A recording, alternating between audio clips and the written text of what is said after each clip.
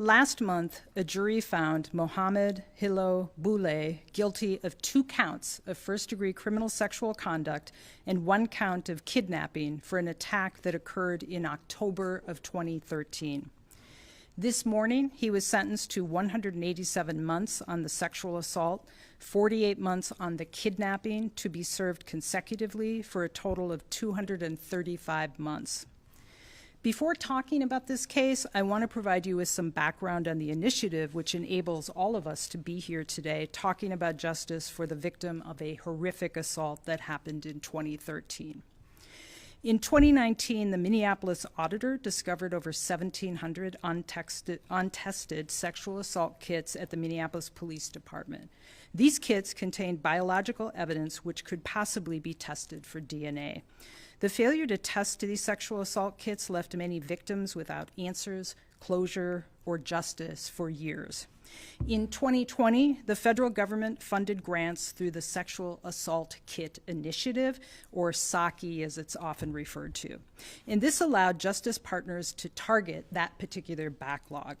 After receiving the grant, a multidisciplinary team was established, including representatives from the Hennepin County Attorney's Office, the Bureau of Criminal Apprehension, and the Minneapolis Police Department.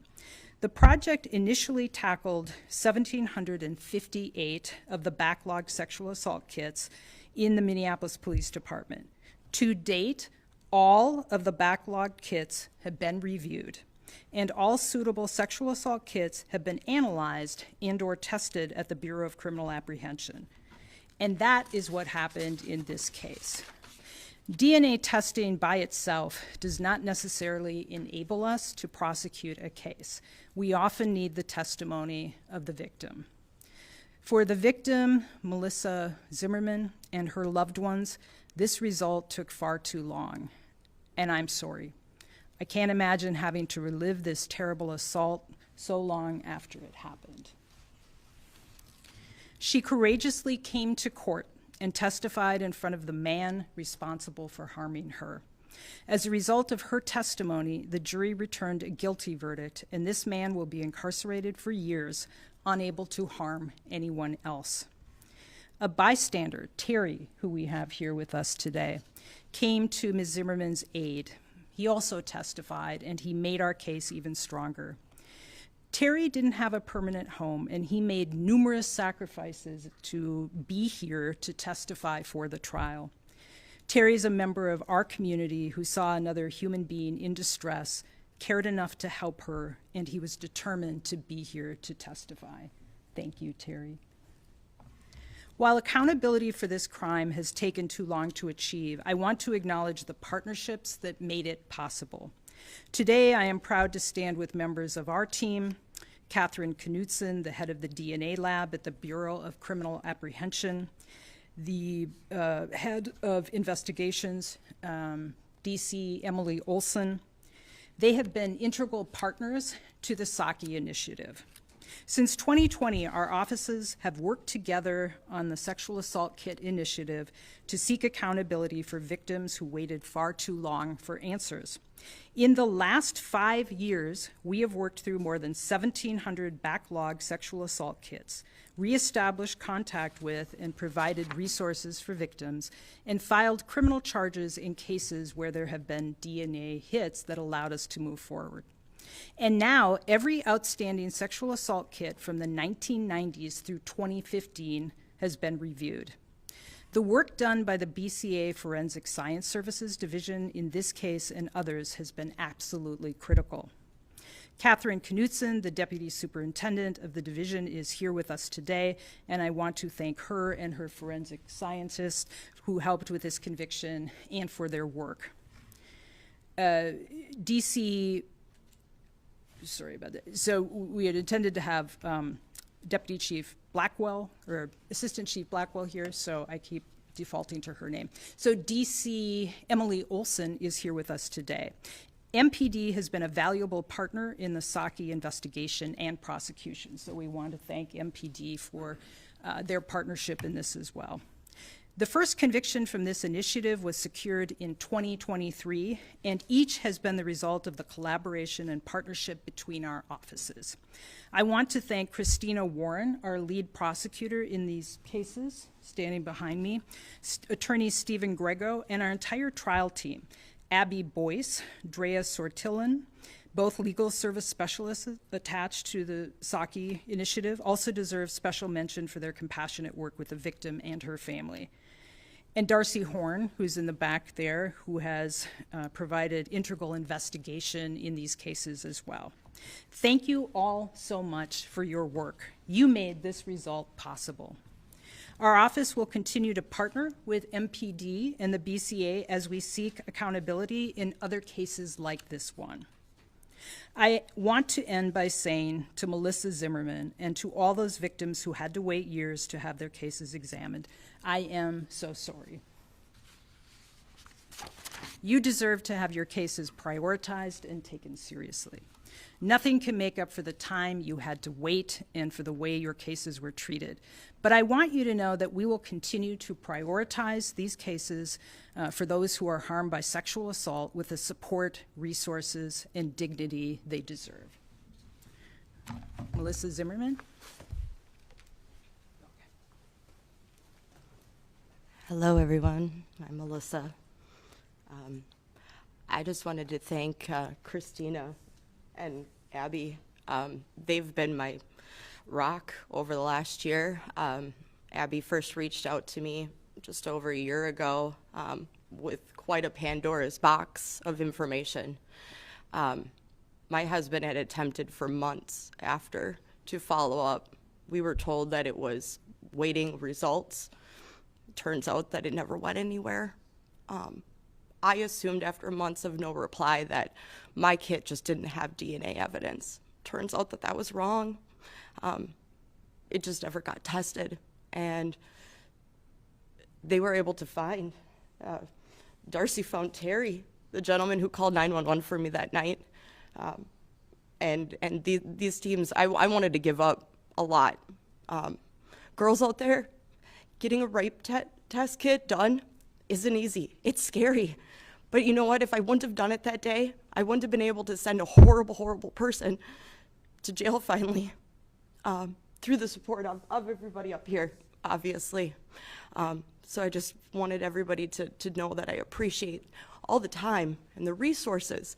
And it's amazing how one person, one awful person, can just waste so much time, energy, and resources.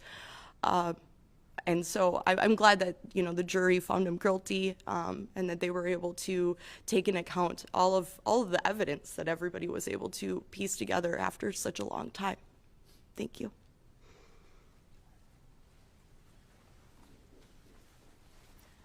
I just wanted to acknowledge that Melissa's husband, Adam, is also here with us. Questions? Is there any way someone can describe what the testing entails? Like, I imagine it doesn't happen overnight, and you have such a backlog of these. Could you kind of explain to our viewers what this kind of looks like? Yeah. Why don't we have Catherine Knutson?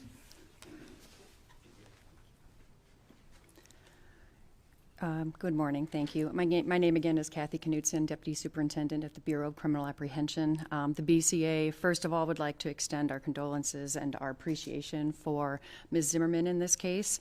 We are keenly aware that every single sexual assault kit represents a life that has been turned upside down in one way, shape, or form. So we are very committed to making sure that those kits, when they are submitted to the BCA, are given the utmost attention and are tested to the completion so that we can get those answers out to the law enforcement who are relying on those results in a timely fashion. So for a general kit, when it comes in, they generally are consisting of DNA samples or biological samples that are collected at the hospital generally from a sexual assault nurse examiner. And at that point, we have some protocols where we analyze each of those samples to determine whether or not DNA is available that could be appropriated to the individual who had perpetrated the crime. And at that point in time, we utilize the Convicted Offender DNA Database, or CODIS, as well as other search parameters that we can use to try and narrow down the focus of who may be involved in the case. Does that answer your question? Probably. Thank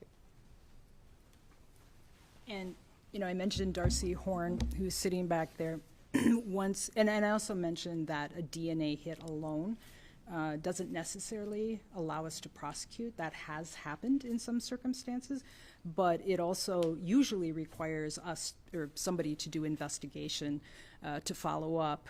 As Ms. Zimmerman said, Darcy found our witness here, and she did a great job finding him, and he was wonderful in agreeing to come forward.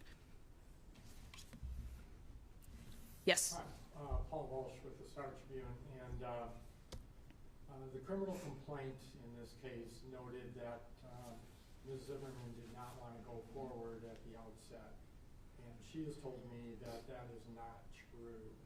So I want to find out if that's a piece of the record to be corrected, or is the criminal complaint still stand as valid in your mind? Why don't I do, President, do you want to give her preferences? Yeah. Yes, certainly. So, I'm sorry, can you rephrase the question again? Sure. Sorry, the You sent lights. me an email a month ago saying that one part of the criminal complaint referenced that you did not want to go forward soon after this offense occurred, and then you replied that that was not true. Yes. So there was a great deal of discussion in our first meetings about this supposed phone call that was placed to me. Apparently, there was a one-line question in which apparently it was recorded that I said no to. I don't remember this phone call. We have had great discussions about this apparent phone call and how they recorded a simple one question closing an entire case. I don't recall this phone call.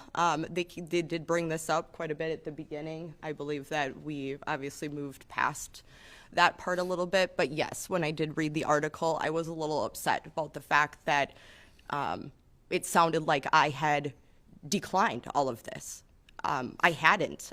There was no follow-up with anything with that. If I took a phone call a few months after this horrible incident, I had found out that I was pregnant with our son, who's now 11, a few months after this horrible incident. I had been to numerous doctor's appointments after it, right? Because they force you to go through and be retested and retested again for sexual diseases. I was getting a flood of phone calls. If there was indeed a phone call that asked me one question whether I wanted to move forward with this horrible case, and I was caught off guard and happened to say no, I don't have that on record. And I was never given a phone transcript of this supposed conversation. I don't have anything in writing saying that it was indeed me who answered the phone that day. I don't simply recall ever telling anybody. I followed up for months with the Minneapolis Police Department. They told me that the rape kit was sent in, which was a bold-faced lie. It never got sent in. It was sitting in a shelf. And my position is, when do the victims get to decide whether someone is prosecuted for a crime that was obviously committed? If a crime has been committed, it's the responsibility of the Justice Department to proceed forward with what evidence they have, and they didn't do any of that. Thank you. Thank you both. Ms. Zimmerman has explained what happened right after this, but I think it's also important, as she also said, no matter what is said at the time, no matter how the victim feels at the time or the survivor feels at the time, I can't imagine how traumatic this is. And so it does require repeated inquiry and working with the person to give them time. Like many types of crimes, when people are thinking about whether they actually want to go through the process, she described what it was like to have a sexual assault kit. It's awful. And so I think we have to understand that people who are the victims of horrendous crimes experience a lot of trauma, and they have a lot of different mixed they didn't in this, she didn't in this case, but they can have a lot of mixed feelings. And so this requires a lot of understanding and compassion and empathy in working with the person who's been the victim, to see where they eventually land. Sometimes that's they want to go forward, sometimes it isn't, but that's an individual decision. We as an office work with victims all the time on these issues, and really try to be very victim-centered. Final question? Thank you. Thank you.